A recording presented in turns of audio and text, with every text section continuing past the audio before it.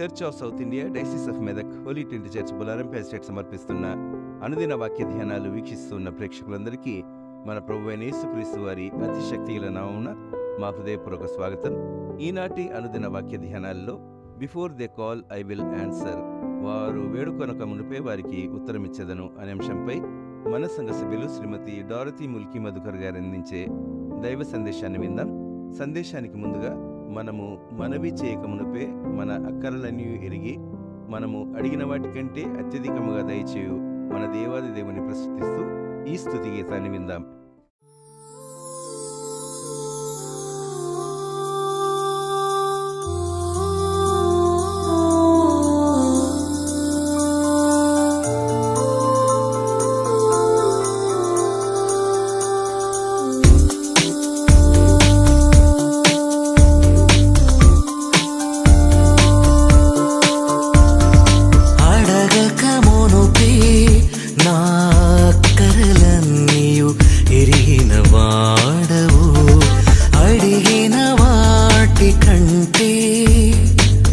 అత్యధికముగా చేయుచున్నావు,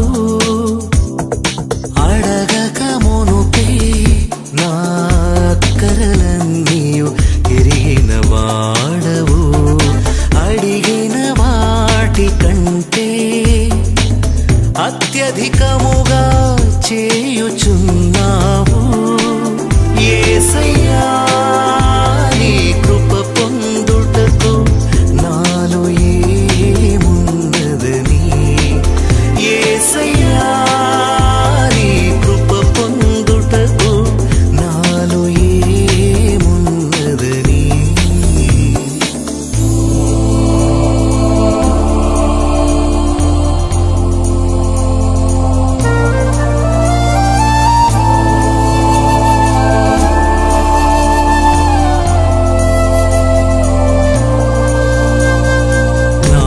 సహాయము చేయుటకై నీ దక్షిణ హస్తము చాపితివి, నాకు సహాయము చేయుటకై నీ దక్షిణ హస్తము చాపితివి.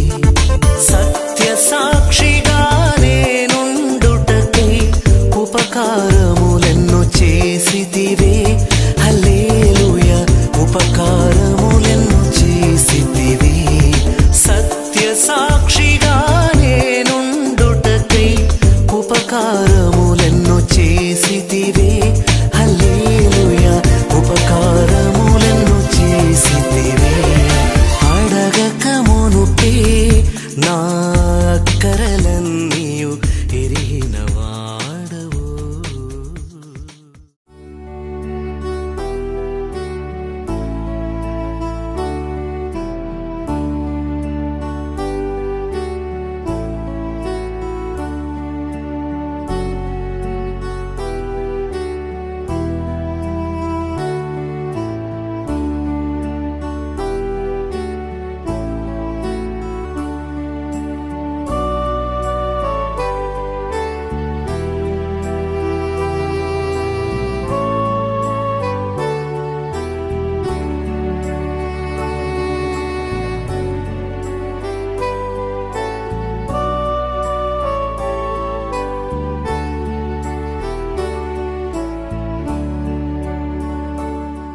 క్రీస్తునందు ప్రియ సంగమా, ఈ రోజుకి ఉదయకాల ధ్యానమును మనం ధ్యానించుకుందాము. దేవుడిచ్చిన వాగ్దానము యెషయా రాసిన గ్రంథం నుంచి 60వ అధ్యాయము 24వ వచనం మనము చూసుకుందాం.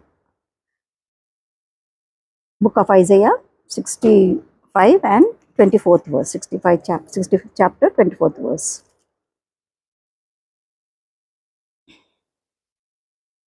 వారికి ఇలాగున్న జరుగును, వారు వేడుకొనక మునుపు నేను ఉత్తరమిచ్చెదను, వారు మనవి చేయుచుండగా నేను ఆలకించెదను.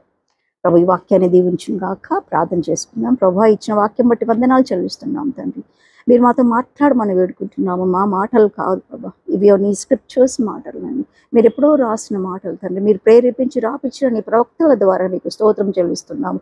అవి వాళ్ళకి కూడా మేము ధ్యానించుకొని మమ్మల్ని మేము సరి చేసుకుంటున్నందుకు వందనాలు చెల్లిస్తూ ఈ వాక్యాన్ని దీవించి మాతో మాట్లాడమని అనేకులకి ఈ వాక్యము తండ్రి ఉపయోగకరంగా ఇంకా ప్రభు వాళ్ళని ఇంకా సర్దిద్దుకోవడానికి కృప చూపించమని, ఇంకా ఆశతో వాళ్ళు ఎలా ప్రార్థన చేయాలో, వాళ్ళ ప్రార్థన ఎలా ఆలకించాలో అనేది నేర్పించమని క్రీస్తు పేరిట వేడుకుంటున్నాము తండ్రి. ఆమెన్. ఇవాళకి ప్రభు ఇచ్చిన ధ్యానాంశము చాలా చక్కనిది. Before they call I will answer. So ప్రభు ఇక్కడ ఏమంటున్నాడంటే వారికి ఇలాగున్న జరుగును. ఎవరికి? మనకందరికీ కూడా. వారు వేడుకొనక మునుపు నేను ఉత్తరం ఇచ్చేదను. ప్రభు మనకి ఉత్తరం ఇస్తాడు. ఎప్పుడు మనం వేడుకొనక ముందే మనకు దేవుడు ప్రభు మనకు ఉత్తరం ఇస్తాడని ఇక్కడ మనకు క్లియర్గా మనకు ఎంతో చక్కగా ప్రభు ఇచ్చాడు. కానీ ఎప్పుడు ఉత్తరం ఇస్తాడు ప్రభు అని అంటే, when a spiritual life is when a prayer life is little more higher or more spiritual, అప్పుడే ప్రభు మనకి అది ప్రార్థన ఆలకిస్తాడు. He will answer before we call him. మన మనసులో రాకముందు, మన మైండ్లో రాకముందే దేవునికి తెలుసు మనం ఏం అడగబోతున్నామో. దానికి ముందే ప్రభు మనకి ఆన్సర్ ఇస్తాడని ఇక్కడ మనకు వాక్యము క్లియర్గా సెలవిస్తున్నది. వారు మనవి చేయుచుండగా నేను ఆలకించాను. When we are still praying, so God will hear us. మనం ప్రార్థన చేస్తున్నప్పుడే, కంటిన్యూ చేస్తున్నప్పుడు కూడా ప్రభు మన ప్రార్థన ఆలకిస్తాడు. కొన్నిసార్లు మనము just when we are thinking, when is mind, then only he will answer. So ఇది మనం ఇక్కడ చూస్తాం అనమాట. మనం ఫస్ట్ చూసినట్టయితే అపోస్తల కార్యము 12వ అధ్యాయంలో 6వ వచనంలో 6వ వచనం నుంచి మనం చూద్దాము. హేరోదు అతని వెలుపలికి తీసుకొని రావాలనుండగా ఆ రాత్రి పేతురు 2 సంకెళ్లతో బంధింపబడి 2 సైనికుల మధ్య నిద్రించుచుండెను. మరియు కావలి వారు తలుపు ఎదుట చెరసాలలో కాచుకొని ఉండేది. ఇదిగో ప్రభు దూత అతని దగ్గరికి నిలిచెను. అతడు ఉండిన గదిలో వెలుగు ప్రకాశించను. మనకి ఈ స్టోరీ అంతా తెలుసు. ఎప్పుడైతే పేతుర్ని బంధించారు ప్రిజన్లో, అక్కడ లోపలికి ఎవరు వెళ్ళారంటే దేవదూత స్వయంగా వెళ్ళి లోపలికి తనను సంకెళ్లతో విడిపించారనమాట. ఆ వెలుగు చూసి తను భయపడ్డాడు. తను అనుకున్నాడు it's a vision, not a real one. So మనం ఇంకా ముందుకు చదువుకున్నట్టయితే త్వరగా లెమ్మని చెప్పి అతన్ని లేపగా సంకెళ్ళు అతని చేతుల నుండి విడిపెను.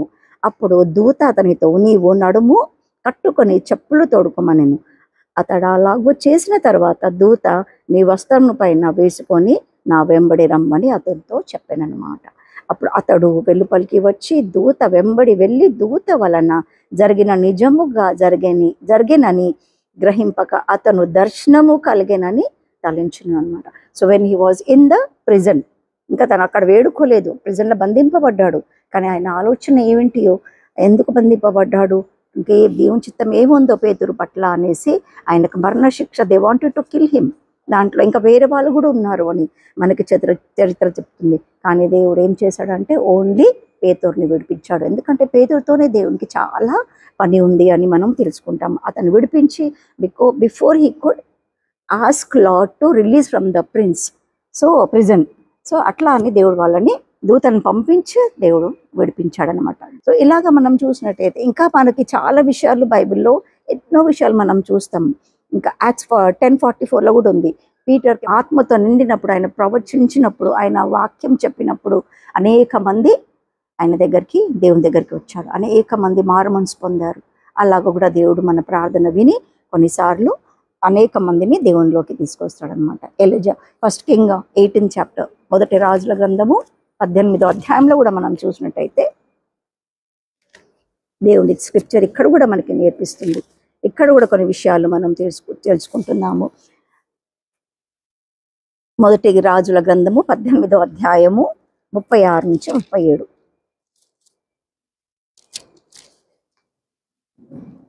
అస్తమయము నైవేద్యం అర్పించు సమయమున ప్రవక్తయగు ఏలియా దగ్గరకు వచ్చి ఇలాగున ప్రార్థన చేసాను. యెహోవా ఏం ప్రార్థన చేసిండు? ఆయన ఇక్కడ ప్రార్థన చేశాడు అన్నమాట. యెహోవా అబ్రహామును ఇస్సాకును ఇజ్రాయేలు దేవా, ఇజ్రాయేలు మధ్య నీవు దేవునిడవై ఉన్నావని, నేను నీ సేవకుడై ఉన్నాననియు, నీ ఈ కార్యములన్నీ నీ సెలవు చేత చేసిననియు ఈ దినమున కనపరచుము. ఎప్పుడైతే అగ్నిగంధకము అది వెలగాలనేసి బయలుదేవత వాళ్ళకి మనం చూస్తున్నాం. ఇక్కడ ముందు స్టోరీ కూడా మనందరికి తెలిసి ఉంది. యెహోవా నా ప్రార్థన ఆలకించుమని ఇక్కడ ప్రార్థన చేస్తుందన్నమాట. ప్రార్థన చేసినప్పుడు ప్రభు ఆ ప్రార్థన ఆలకించుండు. యెహోవా అబ్రాము ఇజాకునకు ప్రార్థన చేశాడు. ఏలియా దగ్గర ప్రవక్త యగు ఏలియా దగ్గరకు వచ్చి ఇలాగున ప్రార్థన చేస్తున్నాడు. అప్పుడు ఆ ప్రార్థన ఆలకించి యెహోవైన నేనే దేవుడనై ఉన్నాను, నీవు నా వారి హృదయములను నీ తట్టుకు తిరుగజేయుదువనియు ఈ జనులకు తెలియజేయనట్లుగా నా ప్రార్థన అంగీకరించుము. అతడు ఇలాగున ప్రార్థన చేయుచుండగా యెహోవా అగ్ని దిగి దాన బలి కట్టెలను రాళ్లను ఇంకా బుగ్గిని దహించి నీళ్లను ఆరిపజేసెను. ఎప్పుడు ప్రార్థన చేయుచుండగా, ఏలియా ప్రార్థన చేయుచుండగానే దేవుడు పైనుండి అగ్నిని పంపించినట్టు ఇక్కడ మనం చూస్తున్నాం. ప్రభు మన ప్రార్థన ఆలకిస్తాడు. ఆయన ఎంత ఉపవాసం ఉండి ప్రార్థన చేసిండొచ్చు, ఎన్ని కన్నీళ్లతోని ప్రార్థన చేసిండొచ్చు, ఎంత ఆత్మవిశ్వాసంతో నమ్మకంతో ప్రార్థన చేసిండు. కాబట్టి దేవుడు ఆయన ప్రార్థన ఆలకించి దేవుడి గొప్ప కార్యాన్ని చేసినట్టు మనము చూస్తున్నాము. ఇంకా 2వ రాజుల గ్రంథంలో 20వ అధ్యాయము 1-6 వచనాలు కూడా మనం ఒక ఎగ్జాంపుల్ చూస్తాము. అక్కడ కూడా మనం ఇక్కడ చూసినట్టయితే 20th chapter Ezekiel, 2 Kings 20th chapter 1-6. ఆ దినంలో హిజ్కియాను మరణమైన రోగంను కలుగగా ఆమోజు కుమారును ప్రవక్త అయిన యెషయా అతని యొద్దకు వచ్చి, నీవు మరణవుచున్నావు, బ్రతుకువు గనుక నీవు నీ ఇల్లు చక్కపెట్టుకోమని యెహోవా ఆయనకి సెలవిచ్చిందనమాట. అతడు తన ముఖంను గోడ తట్టు తిప్పుకొని ఏం చేశాడు? యెహోవా యథార్థ హృదయుడివై సత్యముతో నీ సన్నిధిని నేనెట్లు నడుగుకొంటేనో, నీ దృష్టికి అనుకూలముగా సమస్తమును నేనెట్లు జరిగించునో కృపతో జ్ఞాపకము చేసుకోమని హిజ్కియా కన్నీళ్లు విడిచుచు యెహోవాకు ప్రార్థించాను. ఇక్కడ మనం చూస్తే యెహోవాకు ఆయన గోడ తట్టు తిప్పుకొని, ఆయన ఆయుష్ ఇంకా ఆయన సమయం వచ్చేసింది, ఆ ఇల్లు చదువుకోమన్నప్పుడు ఆయన గోడ తట్టు తిరిగి ఆయన యెహోవాకు మొర్రపెడుతున్నాడు, కన్నీళ్లు విడుస్తున్నాడు. అప్పుడు యెహోవా ఆయన ప్రార్థన ఆలకించెను. యెషయా ఎవరు ఆయన దగ్గరికి వచ్చారు? యెషయా నడిమిషాలలో నుండి అవతలకు వెళ్ళక మునిపే యెహోవాకు అతనికి ప్రత్యక్షమై, యెషయా ముందుకు వెళ్ళక ముందే యెషయాకి ప్రవక్తకి ప్రత్యక్షమై, నీవు తిరిగి నా ప్రజలకు అధిపతి అయిన హిజ్కియా యొద్దకు పోయి అతనితో ఇట్లనుము, నీ పితరుడైన దావీదుకు దేవుడకు యెహోవా నీకు సెలవిచ్చిందేమనగా, నీవు కన్నీళ్లు విడుచుట చూచితిని. God has seen his tears. ఆయన కన్నీళ్లు విడుచుట చూసానన్నమాట. అందుకే ప్రార్థన నేను అంగీకరించి ఉన్నాను, నేను నిన్ను బాగు చేసేదను. 3వ దినంన నీవు యెహోవా మందిరంకి ఎక్కి పోదువని యెహోవా ఆయనకి సెలవిచ్చినాడు. ఎవరి ద్వారా? ప్రవక్త ద్వారా. మళ్ళీ ఆయన వెళ్ళను ఆయన చెప్పి యెషయా వెళ్ళినాక కూడా మళ్ళీ దేవుడు ఆయనతో మాట్లాడి పంపించాడు. ఆయన ఏడుస్తుండగా, ఆయన ప్రార్థన చేస్తుండగా దేవుడు ఆలకించి ఆయనకు తిరిగి ఆయనకు మళ్ళా ఆయన ఆయుష్ను పొడిగించి ఆయన కన్నీళ్లు విడిచట్టు చూసినని చెప్పాడు అన్నమాట. సో మనము ఆన్సర్స్ పొందాలి అంటే what we have to do? We have to shed hour tears. Heartfully we have to ప్రే. హృదయంతో మనం ప్రార్థన చేయాలి, హృదయంలో నుంచి ప్రార్థన చేయాలి, దీర్ఘమైన ఉపవాస ప్రార్థన చేయాలి. మన పరిస్థితులను బట్టి మనము ఆ ప్రార్థన దేవునికి మొరపెడితే తప్పకుండా దేవుడు, కొన్నిసార్లు మనం మొరపెట్టకుండా హృదయం తెలుసు దేవునికి మనం ఏ భారంలో ఉన్నాము, ఏ కష్టంలో ఉన్నాము, ఏ దుఃఖంలో ఉన్నాము. సో మనం లోపల అనుకుంటాము, అదే దేవుడు మనకి బయలుపరిచి బయట తన వెలుపలికి he will speak to us through somebody with Bible verses, ప్రవక్తల ద్వారా మనకి, ఇంకా లేకపోతే అధికారుల పెద్దల ద్వారా మనకి దేవుడు హెచ్చరిస్తాడు అనమాట. సో గాడ్ మనకి ఏం మాట్లాడుతుండో, before they call I will answer, when he'll call, when will cry and pray, when will fast and pray. And మనం ఎప్పుడైతే నమ్మకంతోనే దేవుడు వాళ్ళ ముందు మనం హెచ్చించాలని కూడా దేవుడు అనుకోని కూడా మనకి ప్రార్థన చేస్తాడు. ప్రేతోని విడిపించండి, ప్రేతో అడగకుండా ప్రేతోని విడిపించండి, because he knew, God knew everything. అందుకే దేవుడు మనకు రూపింప ముందుకే ఆయన అన్ని ఎరిగిన దేవుడు. సో మనము ప్రార్థన ఎలా చేయాలో, ఏం చేయాలో అన్నది ప్రభు మనకి నేర్పించినాడు.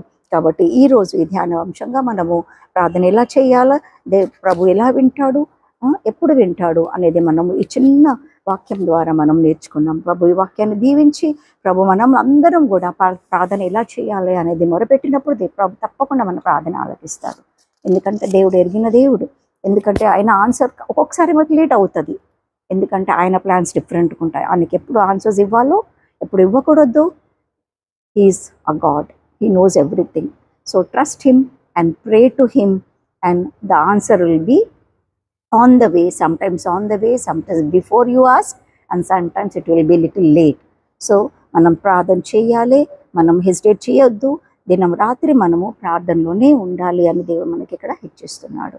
ఏ కష్టం కూడా మనము రాదు, ప్రార్థనలో ఉంటే మాత్రం ఏ దానైనా జయించొద్దు. సో ఫర్ ఎగ్జాంపుల్, మొన్న రీసెంట్గా నేను ఢిల్లీకి వెళ్ళాను 15 రోజు. ఐ నెవర్ ఎక్స్పెక్టెడ్, బట్ నా లాస్ట్ ఇయరే నా మనసులో ఉండే అనమాట వెళ్ళాలి అని. కొన్ని కారణంగా దుబాయ్కి వెళ్ళినప్పుడు నేను వెళ్ళలేకపోయాను. సో ఈసారి నేను అడగలేదు, కానీ ప్రభువే తెలుసుకున్నాను నా మనసులో ఏముంది, ఈసారి పంపించాలనేసి. సో నన్ను పంపించాడు. ఆడ 15 days మనము ఉట్టి ప్రేయర్స్లో ఉంటాయి, nothing else, just prayers, continue prayers అనమాట. జీసస్ కాల్స్ మినిస్ట్రీ తరఫున వెళ్ళాను. సో మన దేశం కోసం, వరల్డ్ కోసం, మన ప్రజల కోసం, మన సంఘం కోసం, ఫ్యామిలీ కోసం, ఇవన్నీ కూడా వాళ్ళ అంశాలు ఇస్తారనమాట. క్యాబినెట్ మినిస్టర్స్, ఆర్మీ, వీళ్ళందరి కోసం ప్రతి ఒక్క అంశం మనకు ఒక్కొక్క డే మనం ఎవరి కోసం ప్రార్థన చేయాలో. It's a very beautiful place also. Parliament చక్కగా మనకు అంత కనబడుతుంది. సో ఎవ్రీ డే మనం పార్లమెంట్ వైపు చేయి చూపించుకుంటే క్యాబినెట్ మినిస్టర్స్ కోసం, స్పీకర్లకు, అందరి గురించి ప్రార్థన చేయాలనేది ఒక ఎవ్రీడే మనకు ఒక అంశం ఇస్తారనమాట. ప్రతి ఒక్క పోలీస్ డిపార్ట్మెంట్లో ఉన్న వారి పేర్లతో సహా మనం ప్రార్థన చేయాలి. ఆర్మీ గురించి, డాక్టర్స్ గురించి, మెడికల్ కాలేజెస్, హాస్పిటల్స్, ఎవ్రీథింగ్, ఒక్కొక్క అంశం ఒక్కొక్క రోజు. ఇవన్నీ కూడా మనం తలుచుకుంటే really I was blessed. And చాలా విషయాలు నేను 15 daysలో నేను ఢిల్లీలో నేర్చుకున్నాను. సో ప్రార్థన ఎలా చేయాలో, దేవుడు ఎలా ప్రార్థన ఆలకిస్తాడో అనే విషయము అక్కడ నేను ఈ వాక్యం అక్కడ స్క్రాల్ అయ్యేటప్పుడు నేను చూశానమాట. So God spoke to me through this word in Delhi, through the Dinakaran's word అనమాట. So I thank God for this wonderful word. May God bless this word. అందరికీ కూడా ఇది ఉపయోగకరంగా ఉంటుందని నమ్ముతూ, మన కోసమే ప్రార్థన కాదు, మన దేశం కోసం, మన నేషన్ కోసం, మన వరల్డ్ కోసం, ప్రతి ఒక్క సంఘం కోసం, పాస్టర్స్ కోసము, ఇవెంజలిస్ట్ అండ్ కమిటీ మెంబర్స్, ఇవన్నీ కూడా మనము చర్చెస్ కోసము, ఒకరోజు అన్ని చర్చెస్ కోసం, let it be any denomination. So we have to pray for every one. So ప్రభు నాకు తరుణం ఇచ్చిండు, మీరందరూ కూడా ప్రార్థన చేయాలా, దేవుడు ఎలా ఆలకిస్తాడో మనం చిన్న వాక్యం ద్వారా నేర్చుకున్నందుకు దేవునికి వందనాలు చెల్లిస్తున్నాను. ప్రభు ఈ చిన్న వాక్యం ద్వారా మాతో మాట్లాడే ప్రార్థన ఎలా చేయాలా, నువ్వు ఎలా ఆలకిస్తావు, ఎప్పుడు ఆలకిస్తావు అనేది before you call I will answer అని చెప్పావు దేవా.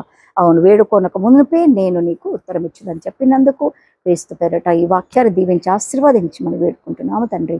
ఆమేన్.